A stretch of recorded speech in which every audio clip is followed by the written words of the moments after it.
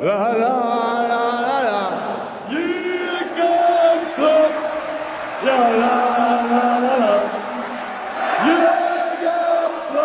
유럽 최고의 재능 2025년 7월 24일 공식적으로 에키티케 영입이 성사되었습니다. 아르네 슬롯이 그토록 찾던 현대적인 9번에 부합하는 선수이다 보니 구단 측에서는 비교적 높은 이적료가 발생할 것을 알고 있었음에도 이를 지출하는 데 있어 주저하지 않았습니다. 아마 많은 팬분들이 우려하는 점 또한 보여준 기간 대비 과한 이적료가 아닌가 하는 오버페이에 대한 걱정이겠죠. 결국 이러한 우려를 씻기 위해서는 아주 간단히 축구를 잘하면 됩니다. 슬롯은 선수를 더 높은 수준으로 끌어올리고 선수는 더 열심히 발전을 위해 집중하면 되겠죠. 이제 긴 말 필요 없이 오늘은 에키티케의 특징은 무엇인지 살펴보며 어떠한 이유로 리버풀이 데려온 것인지 얘기해보도록 하겠습니다. 워낙 얘기할 내용이 많은 선수라서 부족한 부분은 계속 다음 영상에서 보충될 겁니다. 현대적인 9번. 현대적인 9번은 무엇을 의미할까? 간단하게 현대적이라는 말이 붙게 되면 다양한 역할을 수행한다 생각하는 편이 좋습니다. 일반적인 중앙 공격수를 두고 박스 안에서의 장악력을 필두로 득점을 하는 선수, 이렇게 정의 내린다 하면 현대적인 중앙 공격수를 두고는 득점에만 치중되지 않고 득점은 물론 박스 바깥에서의 영향력, 패스, 볼음반, 드리블에도 영향을 끼치는 선수라고 말할 수 있는 것이죠. 그래서 우리가 연계, 득점, 전진 볼음반과 같이 복합적인 능력을 지닌 선수를 두고 현대적인 9번 공격수라고 칭하는 것입니다. 물론 방금 말한 연계, 득점, 볼음반 모두 다 잘하는 선수라는 말은 아닙니다. 그 능력을 고루 갖춘 선수를 말하는 것이죠. 따라서 에키티케를 두고 가장 간단하게 요약할 수 있는 단어는 현대적인 9번입니다. 이를 가장 쉽게 이해할 수 있는 자료가 바로 이겁니다. 현재 자료는 공격 상황에서 어느 만큼 영향력을 지니고 있는지 가장 단순한 지표로 정리한 내용입니다. 오픈플레이 상황에서 슈팅이 마무리되는 과정까지 어느 만큼 영향력을 미친 것인지 알 수 있다 보니 지금의 지표는 특정 팀의 공격 영향력 높은 선수를 분별하기에 적합하죠. 빨간색은 슈팅, 노란색은 찬스 메이킹, 흰색은 빌드업을 통한 슈팅 마무리. 지난 시즌 분데스리가 모든 선수를 기준으로 에키티케는 전체 5위에 해당됩니다. 9번 선수답게 당연히 슈팅 볼륨이 높을 수밖에 없겠죠. 수치상의 비교로 한다면 밑에 있는 해리 케인과 직접 비교하기엔 좋습니다. 케인도 마찬가지로 중앙에 있는 선수답게 슈팅 볼륨이 높고 그 외에 메이킹, 빌드업 플레이를 통한 슈팅 마무리 작업에 대한 영향력까지 고루고루 내포하고 있습니다. 여기서 조금 집중할 부분은 해리 케인이 찬스 메이킹은 34회인데 에키티케는 38회로 오히려 에키티케가 더 높다는 것입니다. 우리가 알고 있는 케인의 이미지를 생각한다면 에키티케도 꽤나 찬스를 만들어냈는데 능한 선수라는 것을 알 수 있죠. 이제 그 외 선수들도 가볍게 본다면 리버풀로 합류한 비르츠가 당당히 3위에 위치합니다. 일반적으로 공격 주도권을 가진 채 공격 기회가 더 많은 팀들이 지금의 공격 시퀀스 수치에서 더 높은 값을 보일 수밖에 없지만 비르츠는 그 안에서도 당당히 3위에 위치하고 있습니다. 슈팅, 메이킹, 빌드업을 통한 슈팅 영향력 모두 고루 포진되어 있습니다. 이는 얼마나 비르츠가 10번 미드필더로 득점, 메이킹, 빌드업 모든 부분에서 긍정적인 평가를 받는지 알 수 있는 지표죠. 아무튼 이처럼 에키티케는 단순히 슈팅만 많이 하는 9번 공격수는 아닙니다. 우리가 앞서 말한 현대적인 9번의 기본 소양, 메이킹 능력이 꽤나 좋은 유형에 속합니다. 공격적인 수행 능력. 이번 여름 리버풀이 선호한 두 명의 공격수 이삭과 에키티케. 두 선수의 공통점은 강한 스프린트를 할 수 있으면서 드리블도 잘하는 190cm의 거구 공격수라는 것입니다. 거기다가 두 선수 모두 거구의 프로필을 가지고 있지만 피지컬을 바탕으로 전형적인 타겟터 성향의 공격수는 아닙니다. 마르고 빠른데 팔다리는 아주 길쭉한 신기한 유형의 프로필을 가지고 있죠. 그래서 우리가 여기서 유추할 수 있는 부분은 전형적인 타겟터와는 거리가 먼 스프린트에 능하고 훌륭한 드리블을 갖춘 선수를 원했구나. 에키티케의 대표적인 특징이 바로 이겁니다. 아르네 슬롯이 원한 9번은 동료들의 도움에 의존하는 선수가 아닙니다. 세상에 스프린트가 좋고 침투에 능한 공격수는 많습니다. 하지만 자신의 힘으로 측면에서 중앙까지 라인 자체를 파괴시킬 수 있는 그 역량을 갖추고 있는 9번은 드뭅니다. 에키티케는 지금의 영상처럼 스스로 좁은 공간에서 풀어내는 능력, 라인을 파괴시킬 수 있는 볼 컨트롤 능력을 지니고 있습니다. 앞으로 리버풀이 마주할 많은 팀들은 점유율을 포기한 채 내려앉아 로우 블록을 형성하여 역습에 의존하는 형태를 보일 것입니다. 결국 그 좁은 공간을 뚫어내는 것은 세밀한 공격 패턴으로도 가능하지만 말 그대로 좁은 공간에서는 개인의 창의성, 침착함이 가장 쉽게 결과를 바꿉니다. 리버풀은 이러한 공간에서도 볼을 빼내고 새로 창출할 수 있는 9번을 찾았던 것이고 에키티케는 충분히 기대에 부응할 만한 볼 컨트롤 능력을 지니고 있습니다. 가장 비교하기 쉬운 1대1 상황에서의 드리블 성공률을 보시게 되면 디아스 45.7%, 살라 42.3%, 각포 50.8%, 조타 33.3%, 누네스 34.8%, 이삭 46.2%, 에키티케 43.7%. 윙어들과 중앙 공격수들을 모두 더해서 보더라도 에키티케의 1대1 드리블에서의 효율은 꽤나 높은 수준에 해당됩니다. 특히 90분당의 드리블 시도 부분에서 그냥 윙어 수준의 빈도를 보입니다. 이는 프랑크푸르트의 게임 모델과도 연관되어 있지만 우리가 에키티케의 경기를 보면 알 수 있듯이 좁은 공간에서 1대1을 뚫어내는 데 있어 자신감이 상당한 선수라서 지금의 수치는 단순히 넓은 공간에서 1대1 구도에서만 나왔다라고 볼 수는 없겠죠. 리버풀이 이삭을 지금도 관심을 유지하고 있고 1순위로 점찍었던 이유 또한 9번 공격수임에도 1대1 돌파 수치가 상당히 좋습니다. 괜히 이삭, 에키티케 두 선수를 최우선적으로 본 게 아니죠. 이러한 1대1 돌파에서의 강점과 함께 말 그대로 공격적인 볼음반, 전진 볼음반 관련된 수치도 상당히 좋습니다. 살라 4.17회, 디아스 4.11회, 조타 2.78회, 각포 2.74회, 소브슬라이 2.60회, 에키티케 3.26회. 이는 공격 전환 상황에서 해당 선수가 어느 만큼 공격적인 볼음반을 통해 상대 수비 진영까지 들어갈 수 있는지 여부를 알 수 있습니다. 에키티케는 이 부분에서도 웬만한 윙어 수준의 값을 보이면서 리버풀에 오더라도 공격 전환 상황에서 충분한 효율을 보일 수 있을 것으로 예측됩니다. 특히 이 자료가 재밌습니다. 드리블을 통한 슈팅 마무리와 관련된 자료입니다. 지난 시즌 에키티케는 총 44회 드리블에 이은 슈팅 마무리 작업을 보였는데 이는 유럽리그 전체를 통틀어서 4위에 해당되는 기록입니다. 1위는 야말의 56회, 2위 음바페 50회, 3위 그린우드 45회. 전환 상황에서 에키티케는 스스로 슈팅 마무리까지 할 수 있는 힘을 갖추었다는 것을 가장 쉽게 이해할 수 있는 수치라 보시면 편합니다. 슈팅 마무리에 대한 효율만 더 올릴 수 있다면 에키티케는 대단한 선수로 성장할 가능성을 내포하고 있다 볼 수 있죠. 이는 결국 좁은 공간에서의 효율과 전환 상황에서의 효율 모두 챙겨가겠다는 아르네 슬롯의 의도가 내포되어 있다 얘기할 수 있습니다. 지난 시즌 프랑크푸르트는 분데스리가 전체에서 다이렉트 어택을 통한 슈팅 마무리는 72회로 전체 1위, 득점 또한 9득점으로 전체 1위에 해당했습니다. 많은 패스를 가져가며 파이널 서드에서의 메이킹을 필두로 값을 뽑는 게 아닌 단번에 이어지는 롱킥 비율을 높이며 최대한 빠르게 공을 상대 진영에 투입하는 데 의의를 두었다 말할 수 있죠. 저희 채널을 보시는 분들은 워낙 많이 본 수치이지만 리버풀도 지난해 프리미어리그에서 다이렉트 어택 부분 1위, 98회 슈팅, 득점 10회로 역시나 리그 1위, 속도감 있는 전개를 요구하는 아르네 슬롯의 취지랑도 아주 잘 맞는 선수가 바로 에키티케라고 볼 수 있습니다. 조금 더 보충하자면 프리미어리그는 지난 5년 동안 계속해서 전환 과정에서의 공격 빈도가 늘어나고 있는 추세입니다. 90분당 역습을 통한 공격 빈도는 지난해 2회로 5년 만에 2배 가까이 증가했으며 90분당 다이렉트 어택 빈도 또한 5년 전과 비교해 0.5회가량 증가한 모습을 알 수 있죠. 이는 단순히 점유율이 파괴되고 있다 얘기하기보단 포지션 플레이에 입각한 저템포 양상의 게임 모델을 파괴시킬 수 있는 방식은 결국 역습과 전환 과정에서의 빠른 템포 싸움이다 라는 의미로 보시면 편합니다. 괜히 과르디올라가 보다 직선적인 다이렉트 어택에 능한 아인누리, 마르무시아와 같은 유형을 데려온 게 아니죠. 그래서 리버풀은 이런 고템포 전환이 자주 발생하는 분데스리가에서 선수들을 자주 데려오는 것입니다. 위리겐 클롭, 아르네 슬롯은 모두 전환에서의 값을 극대화시키는 데 능하기 때문에 프리미어리그, 분데스리가 위주의 스카우트를 하고 그 안에서 극도의 효율을 뽑아낼 선수들을 팀에 합류시키는 것이죠. 비르츠, 브림퐁, 케르케즈, 에키티케 공통적으로 전환에서의 효율이 굉장히 좋은 선수들입니다. 에키티케는 지금의 세 선수와 더불어 빠른 공격 전환과 함께 좁은 공간에서의 세밀한 플레이에도 능한 완성형 포워드로 성장할 자질을 지니고 있다 이렇게 보시면 됩니다. 하지만 우리가 가장 우려하는 부분은 이겁니다. 결국 슈팅 효율. 지난 영상에서 상세히 설명드렸다 보니 이번 영상에서도 상세히 다루진 않겠지만 지금의 지표에서 집중해서 봐야 하는 부분은 이겁니다. 득점 확률이 높은 골 에어리어 주변에서의 슈팅보다도 확률이 낮을 수밖에 없는 각도, 위치에서의 슈팅 비율이 너무 높았습니다. 에키티케는 무려 114회의 슈팅을 기록하며 분데스리가 전체 1위, 2위는 케인의